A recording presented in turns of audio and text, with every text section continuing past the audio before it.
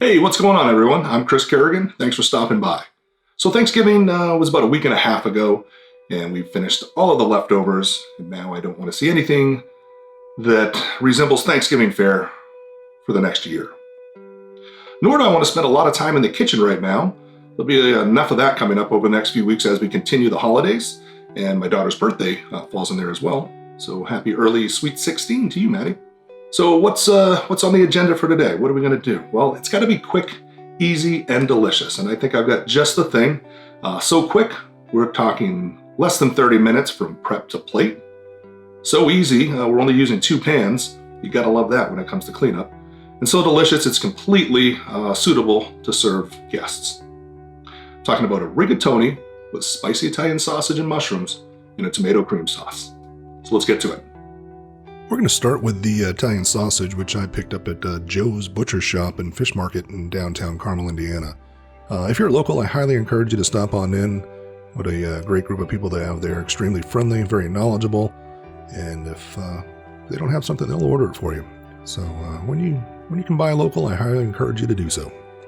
Okay, so what I like to do with the sausages first is go ahead and pierce a few holes in there. And this is going to allow the grease to escape as they slowly cook. If you don't, they tend to, or they can, turn into a little grease squirt gun when you try to slice into them. So a pot of barely simmering water, 5 to 8 minutes or so, and we're looking to pull them around 150, 160 degrees.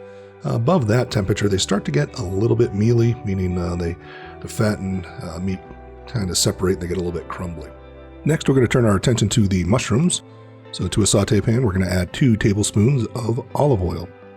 And we're going to add our pound of mushrooms that we sliced while we were waiting for the sausage to cook. I'm going to saute these over medium heat. I'm going to add a little bit of salt and fresh cracked pepper to this. We're probably going to cook this, again, probably 5 to 8 minutes or so.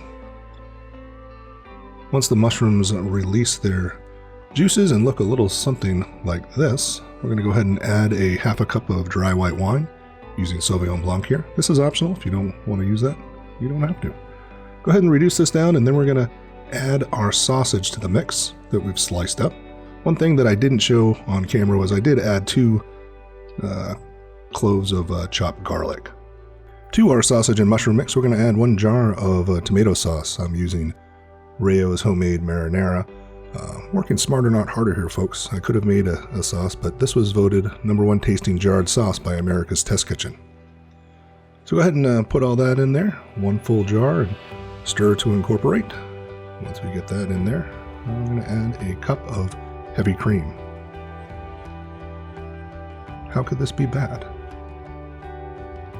Go ahead and stir all that up, and then we're going to add a half a teaspoon of red pepper flake. Now, if you want a little bit hotter, go ahead and add some more. If you don't want it hotter, you can omit this. But go ahead and put a teaspoon of dried basil in there. Once you get that in, give it a quick taste test. Trust me, it's good. Okay, it's time to cook the pasta. So to a pot of boiling water, add a couple of tablespoons of salt and cook the pasta per the directions on the box. Sorry about all that extra steam. Once the pasta is done cooking, go ahead and drain it.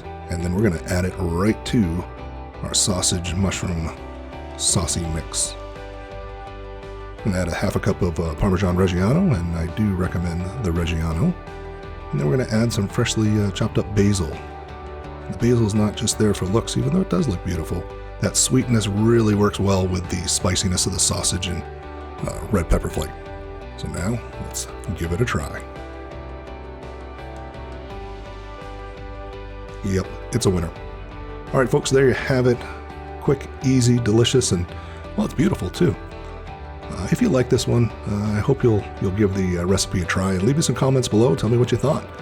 And if you're not a subscriber, love to have you hit that subscribe button. So until next time, get in the kitchen, put a smile on someone's face, keep a smile on yours, and above all, be a good human being. All right, folks, thanks for watching. Take care.